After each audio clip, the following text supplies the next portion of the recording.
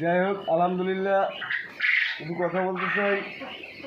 অনেকে প্রশ্ন করে আমার এবার আসলে ডিমের পার্সেন্টিং প্রেফারেন্স 50%, 60% এরকম ডিমের পার্সেন্ট ভাই। আমি এটা বলছি না কিছু আসলে। আমি যেরকমের আদার খাওয়াই, যেরকম ঔষধ খাওয়াই, এই পরামর্শটাই আগে আমি দিই। কিন্তু হ্যাঁ, কী কয় না কয় আমার মাথায় কাজ করে না।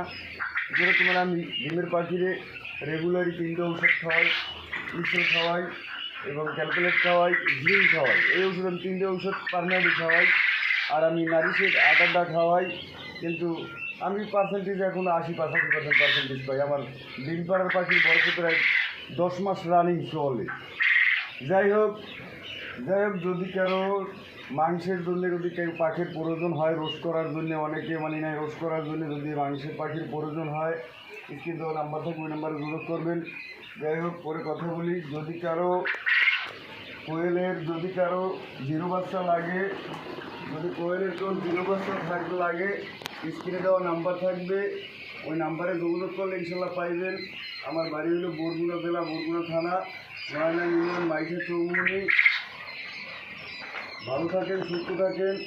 ভিডিওতে ভুল টুল হলে ক্ষমা করে দিন, কারণ আমি নতুন খামারি। আল্লাহ হাফেজ।